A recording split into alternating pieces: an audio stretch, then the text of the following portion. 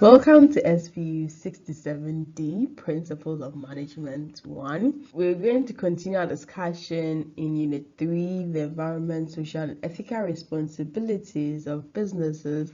And we're going to focus our discussion on Section 6, which is how to manage ethics in our businesses or in our organizations. By the end of this section, you should be able to explain how managers and the organization should manage ethics.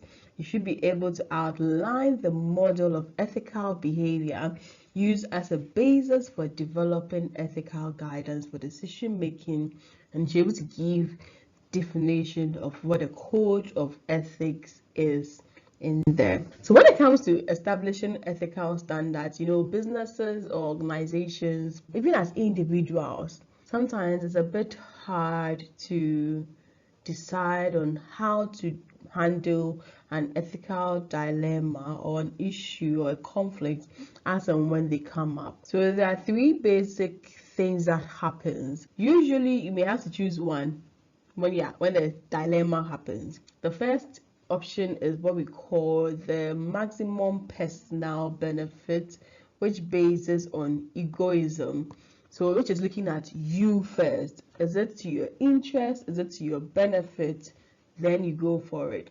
So you remember in the earlier session, I cited an example of a financial manager or an accountant whose mom is sick, and the person is the one taking care of the mom financially, and this person has found out that in the organization, by virtue of the work he's doing, he has access to all the accounts and has realized that the company has been seriously evading and avoiding tax as well, and this is like huge sums of money. If he goes to tell GRA or something, like, they are going to really deal with the company, and the company is going to lose a lot of money, the image of the company and all those things, and he's obviously going to lose his job because he's going to what, whistle blow on the company.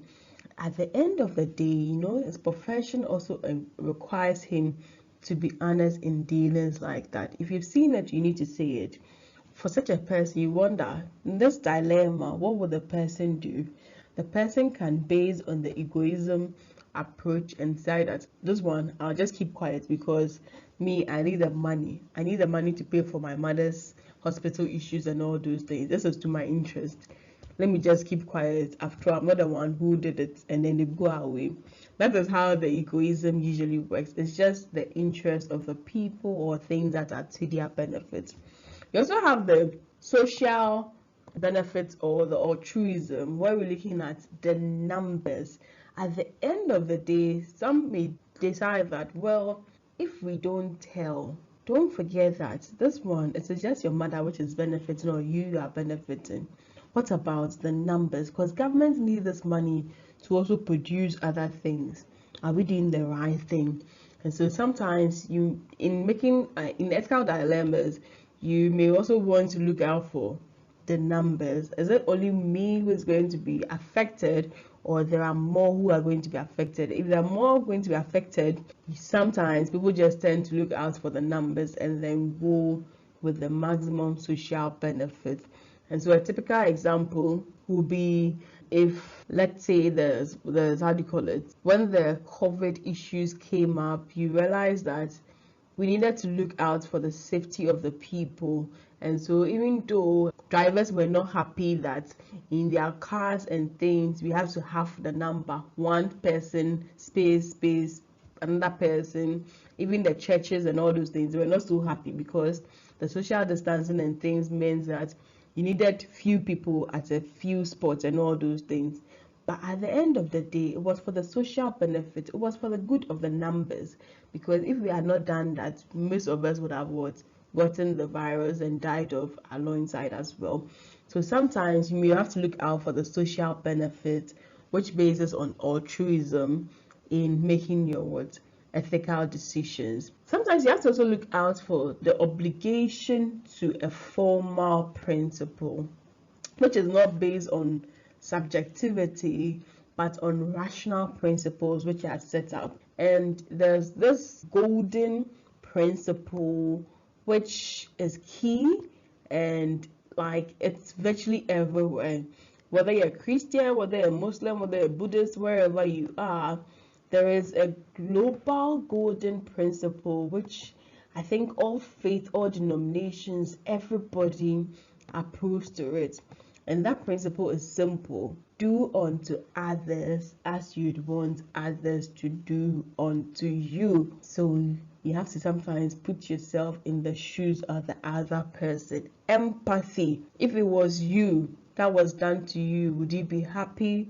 If you won't be, then it's not right. Don't do it. If it's done to you, you'll be happy, then go ahead with it.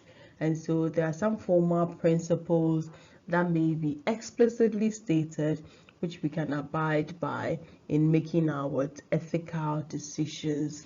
And so in some businesses, they've gone further to look at creating a corporate credo, and some have gone to also develop what code of ethics. The corporate credo is more of a broader picture which usually defines the whole organization's values and their ethical stand, and especially their ethical stance to their various stakeholders in there.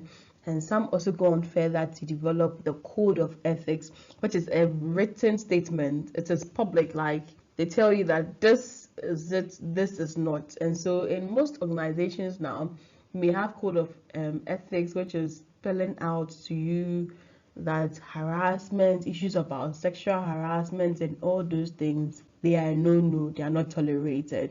Typically, when it comes to UCC, the corporate credo of UCC is an equal opportunity university. So in UCC, you're not looking at discrimination. Whether you are rich, whether you are poor, you can come to UCC. Whether you are how do you call it, male, whether you are female, whether you are disabled, whether you are marginalized, you can come to UCC, because corporate credo is saying that they are what, an equal opportunity institution. However, when you come into UCC, we have a lot of code of ethics. One code of ethics is on harassment, whether it is a student being harassed by a TA, being harassed by a lecturer. But no matter who you are, whenever there's harassment, you should be able to report it. And that's how come you have SEGRAD and Co in there to check issues about all these things as well. And so organizations have gone further to handle ethics by having what we call the corporate credo, and then developing codes of ethics to check ethical behaviors in the organization. In this session, we've discussed the ways of managing ethics by first and foremost establishing ethical standards, which could be either the corporate credo or the written document on your statement of corporate ethics in there as well. Thank you very much.